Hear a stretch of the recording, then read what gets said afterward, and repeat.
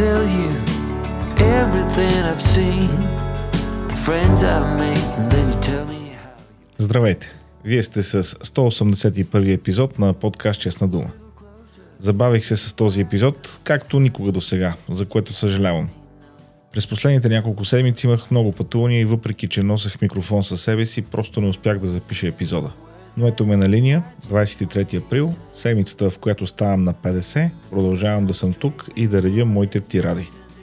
В днешния епизод съм ви подготвил добър микс от българска и международна тематика. Като започнем от сглобката, новото служебно правителство на ГЕРБ ДПС, проблемите с медиите, изкуствените интелект, който ще наема расово и сексуално разнообразни служители и един огромен скандал от далечна Япония. Така че затегнете коланите, продължаваме след малко. Now's the time to reap what I've sown. Your words echoing in every single bone. Underwater, so far out at sea. There's no cure for what you tell. И така, сглобката е в миналото. Налице е първото служебно правителство, избрано след промените в Конституцията, така както аз обичам да го наричам, правителството на ГЕРБ и ДПС. Важният въпрос, който остава обаче в момента е: беше ли грешка сформирането на тази сглобка? Беше ли грешка, разбира се, от страна на Продължаваме промяната и Демократична България да участват във властта заедно с ГЕРБ и съответно по продължение на взаимоотношението и с ДПС? Моят отговор на този въпрос е не, това не беше грешка. Да, ще има висока политическа цена, която ПП-ДБ ще платят на тези избори, ще има спад в резултатите им, но това беше отговорното решение, тъй като имаше неща, които бяха твърде важни и те трябваше да бъдат направени.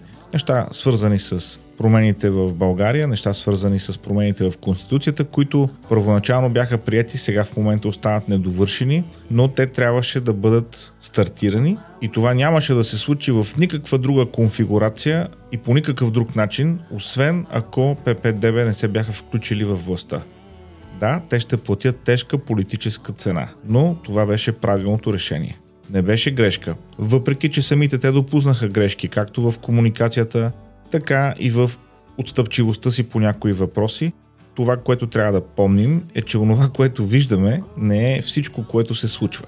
Със сигурност има неща, които се случват допълнително, уговорки, извивания на ръце, които се случват, претегляне на всяко решение, дали е правилно или неправилно и по какъв начин то ще се отрази на вътрешната политика, на външната политика на България. Така че в една супер сложна ситуация с 62 или 3 депутати, които имаха в парламента, няма как да направиш каквото и да е, ако не работиш с някои от останалите групи, за да имате 121 гласа и да направите нещо положително. В случая се налагаше да се работи с Борисов и заради неговото взаимоотношение или зависимост, по-скоро да кажа, и с Пеевски. Сега въпросът е: бяха ли изпрани Пеевски и Борисов? И отговорът ми тук също е не. И обяснявам. Не е възможно да бъде изпран човек, който е в списъка Магнитски. Делян Пеевски е в списъка Магнитски и няма политически резултат, няма действие, което той може да извърши в България, което да го извади от този списък. В списъка Магнитски се попада изключително трудно след обстойни, дълги, задълбочени разследвания, които се извършват от множество агенции на американската държава. Списъкът с лицата, които са санкционирани по Магнитски, се разписва лично от президента на Съединените американски щати.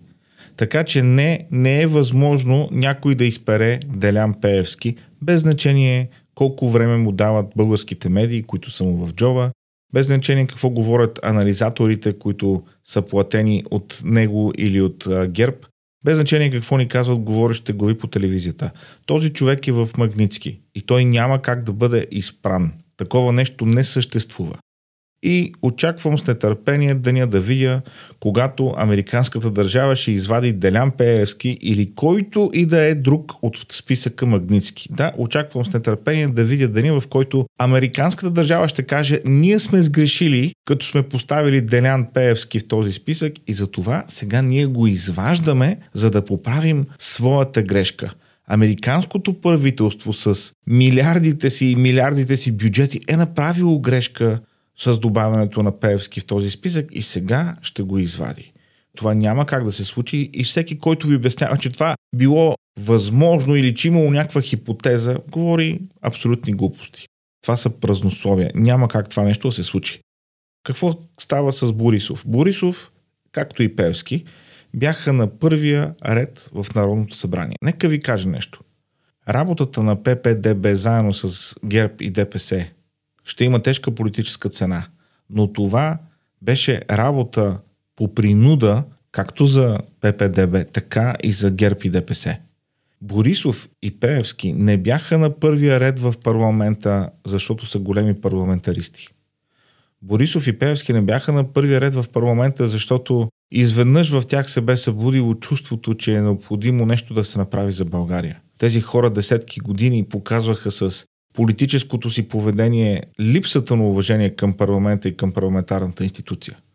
Те бяха на първия ред с една единствена цел – да си спасят кожата. И в момента успяха за известно време. Но рано или късно гилотината ще падне. Рано или късно времето им ще изтече. Рано или късно онова, от което бягат, ще ги настигне. Това е нещо, което трябва да помним. И когато говорим за сглобката, ето тя вече е в миналото и дойде новото служебно правителство начело с господин Главчев. Не знам господин ли да го наричам или другар. Встъпи в длъжност с едно сричане, още едно-две участия, които имаше отново с сричане. Една жалка картина, сравнена с, да речеме, премиера Денков. Жалка картина. Разбира се, че ще има хора, които ще казват сега: не, Главчев е страхотен премиер, Главчев е страхотен човек, Главчев е страхотен професионалист. Разбира се, че ще има такива хора. Те са същите като уния хора, които ни обясняват, че в соца е било по-хубаво, че Ладата е най-хубавия автомобил и че от Искъра по-дълбоко нема, както се казва. Избирането на Главчев за премиер беше неизбежно. Неизбежно в смисъл дали ще бъде Главчев или някой друг като него. Това беше неизбежно. Тогава ще кажете: добре, какъв беше смисъла от промените в Конституцията, след като ето отново си натресохме един Главчев? Ето какъв е смисъла и ето защо има смисъл. Системата е толкова прецакана в момента, толкова прогнила в момента, че каквито и законови промени да се приемат, винаги този, който ще бъде избран или посочен, ще бъде някой, който е от ДПС или от ГЕРБ. Няма начин да бъде нещо различно. Тези две политически сили са обладали целия политически и икономически живот на България. Най-естественото нещо е, дори тогава, когато са приети промени, да има време, което е необходимо, за да могат те да заработят. Но бъдете уверени в едно: когато промените се случват, когато те не спират да се случват, лека по лека системата ще започне да се очиства. Лека по лека това ще се случи. Да, перфектният вариант е да се случи много бързо, но няма как да се случва бързо. Или има как, чрез революция, чрез вдигане на оръжие и така нататък, но мисля си, че сме далече от такава ситуация. Срещу ППДБ се изказаха много критики, някои от тях напълно заслужени, заради, може би, политическата им наивност в някои отношения, неопитност, глупави, грешни решения, които взеха. Имаше го това нещо. Но нека не забравяме следното. Не можем да си позволим да бъдем политически идеалисти в нашата политическа реалност. Няма как това да се случи. И ако някой си мисли, че ще гласуваме за една партия или за една коалиция и резултата на изборите ще бъде 100-0 в наша полза, жестоко се лъже. Ако някой си мисли, че когато една партия или политическа сила вземе дори мнозинство в парламента, резултата ще бъде 100-0 по отношение на законодателните инициативи, 100-0 по отношение на предложенията за правителството и членовете, 100-0 във всяко едно отношение. Това не е реалистично. В един парламент, когато има 2, 3, 5 партии, които са взели процент, няма как да направиш нещо 100-0. Трябва да търсиш някакъв вид съгласие. Трябва да говориш с хора, с които не ти е приятно. Това е естеството на политическата игра. Ако искате да разберете повече, просто гледайте интервюто на Кирил Петков с Сашо Диков. Там ще разберете как се случват тия неща, колко трудно дори за хора, които са на власт, е да играят срещу една напълно овладяна система, каквато е българската система във всяко едно отношение. Било то ДАНС, било то прокуратура, било то Национална следствена служба, било то охраната на президента и въобще всяко нещо, за което можем да се сетим, е овладяно от статуквото, овладяно от мафията и ние искаме някой да дойде за 9 месеца и да го прави. Няма как това да се случи. А най-глуповото е да наказваме тези, които искат да променят нещо, заради това, че им се е наложило да работят с някой от статуквото, за да направят някаква промяна. Най-лошото нещо е да наказваме тия хора. Интересен акцент от интервюто на Кирил Петков е и коментарът му за платените коментатори под студията, нещо, което отдавна се знаеше. Няма как да има едни 10 човека, които присъстват във всяка една телевизия, които присъстват във всяко едно публицистично предаване и това да не е корупция, и това да не е планирано, или това да не е средство за политическо влияние. Разбира се, че е. И между другото, това не е изключение само за България, за съжаление. Има проблеми подобни и на други места по света. И така, леко правим преход към темата за проблемите с пристрастните медии. Всеки, който следи медиите, особено в Америка, знае, че NPR, това е тяхното национално радио, така да кажем, те са лява медия. Нещата обаче станаха сериозни, когато един човек, който се казва Ури Берлинер, редактор на NPR за 25 години, написа, че в организацията има сериозни проблеми по отношение на обективността на информацията. И това води до загуба на доверие в слушателите. Преди да набедите господин Берлинер за консерватор, републиканец, трампист и какво ли още не, трябва да знаете, че той е отгледан от майка лесбийка, завършил е либерален университет, през целия си живот е гласувал само за Демократическата партия. Явно човека просто е честен. Ето ви малко от контекста на това, което се случва. През 2011 година, въпреки че публиката на NPR клони малко наляво, тя все още прилича на Америка. На Америка като цяло. 26% от слушателите се описват като консервативни, 23% като центристи и 37% като либерални. Това е през 2011 година. 2023 година картината е напълно различна. 11% от слушателите на NPR се описват като много или до някъде консервативни, 21% като центристи, а 67% от слушателите казват, че са много или до някъде либерални. NPR не просто са загубили консервативните си слушатели, а също и умерените и традиционните либерали. Всичко това, разбира се, кулминира по времето на Тръмп, когато голяма част от журналистите, вместо да отразяват новините, честно, просто взеха страна срещу Тръмп на всяка цена. Адам Шиф, който беше най-високо поставеният демократ в комисията по разузнаване на Камарата на представителите, стана пътеводна светлина на NPR и тяхна вечна муза, ако мога така да се изразя. И не само на тях. Той гастролираше по всички възможни телевизии. Нещо като Делян Добрев, също познат като Дело Фактурата. Когато стане дума за крадене в енергетиката, той е вечният специалист. Та същото и с Адам Шиф. Водещите на NPR са интервюирали Адам Шиф 25 пъти само по темата за Тръмп и Русия. По време на много от тези разговори Шиф споменава за предполагаеми доказателства за тайно споразумение с Русия, намеква, че е виждал документи. Опорните точки на Шиф бяха новинарските репортажи на NPR, а и не само на NPR, и на други медии. Но когато разследването на Мюлер не откри достоверни доказателства за тайно споразумение или пък документи за връзки с Русия, отразяването на NPR беше изключително оскъдно. Скандалът с Русия тихо избледня от програмата на радиото. В този ред на мисли не е изненадващо, че от март 2024 година NPR има нов директор. Тя се казва Катрин Майер и е луда за връзване. Като започнем от местоименията Шихър в нейният профил, преминем през работата и за Уикипедия, публикуваща лява пропаганда като някакви факти и завършим с нейната лекция за ТЕД, в която казва, че истината ни пречи да имаме разбирателство. Не ми вярвате? Чуйте сами. For our most tricky disagreements, seeking the truth and seeking to convince others of the truth might not be the right place to start. In fact, our reverence for the truth might be a distraction that's getting in the way of finding common ground and getting things done. Now, that is not to say that the truth doesn't exist, nor is it to say that the truth isn't important. Нашето благоговение пред истината може да бъде пречка да намерим общ език и да постигнем нещо.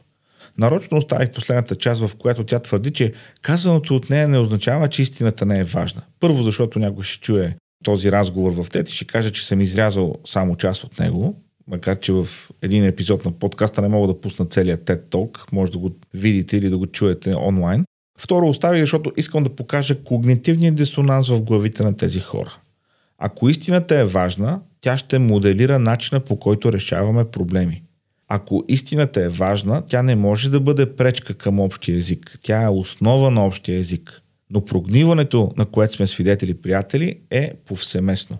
И като капак на всичко казано до тук, скорошно проучване между персонала на NPR открива, че от целия персонал на NPR, които са 87 човека, 87 са демократи и нито един е републиканец.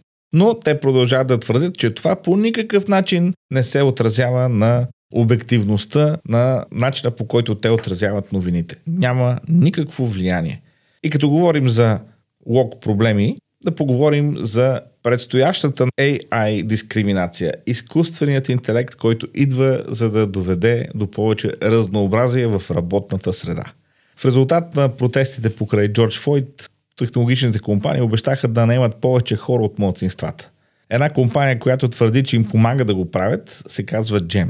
Огромна компания с над 1200 клиента, между които Reddit, Dropbox, разбойниците от Robin Hood, имам такъв епизод по-назад в подкаста, може да го намерите. Discord, Zillow, Stripe, Affirm, доста фирми, които ползват услугите на Gem. Софтуерът на тази компания се използва предимно за неща като заплати, управление на доходи и набиране на персонал, но потенциалните клиенти, с които търговските представители разговарят, се интересуват най-много от възможностите на Gem за увеличаване на разнообразието, които използват AI и машинното обучение, за да определят расата и пола на кандидатите. Инструментите на Gem също така идентифицират разнообразните кандидати, така че рекрутерите да могат да намерят хора с специфични расови и полови характеристики и да ги наемат бързо, като същевременно отсяват кандидати с подобна квалификация, които вероятно са или бели, или мъже, или и двете. Нещо повече, софтуерът на Gem проследява ефективността на отделните рекрутери на компанията клиент по отношение на наемане на база раса и пол, така че компанията клиент да може да ги държи отговорни, ако не наемат достатъчно разнообразни служители. Ключова част от представянето на компанията пред новите клиенти е, че Gem използва изкуствен интелект и машинно обучение, за да определи раса и пол. Един от въпросите, които потенциалните клиенти задават най-много за характеристиките на разнообразието на Gem е: това законно ли е? Този въпрос е бил задаван толкова пъти, че главният правен съветник на Gem подготвил предварително написан отговор, който да бъде даван на клиентите, които питат. Не ни стигат проблемите с естествените локъри, сега ще трябва да се занимаваме и с локърите на изкуствения интелект, които ще се занимават с наемането на персонал. Не е важно каква е професията, не е важно какво е нивото, важно е да има разнообразие, защото, както обичат да казват някои политици, в разнообразието е нашата сила. Аз си мислих, че е в нашето качество, да речем, без значение дали сме черни, бели, българи, испанци, германци или някакви други. Важно е дали можем или не можем. Но това съм аз така съм се заблудил. Важно е да сме разнообразни. За да ви покажа, че не само в България и в Европа и в Америка има проблеми, завършвам с един огромен скандал от Япония. Директор на гимназия, чуйте внимателно, директор на гимназия е бил заловен. Плаща за кафе от 1,20, обаче си наливал от машината на самообслужване кафе за 1,80. Успял да направи това нещо 7 пъти преди да бъде заловен. Директорът бил арестуван и уволнен. Отнели му лиценза за учител и бонусът му при пенсиониране. Това се случва в Япония. Ние не сме единствената страна с проблеми с престъпността. Както виждате, японците също имат своите проблеми. Това беше за този епизод. Благодаря ви, че и днес бяхте с подкаст Честна дума. Пазете се, обичайте хората около вас и винаги си сипвайте кафето, за което сте платили. Не защото някой може да ви види, а защото така е правилно. До следващата седмица. Heavy road, go easy on me now, and my love will shine.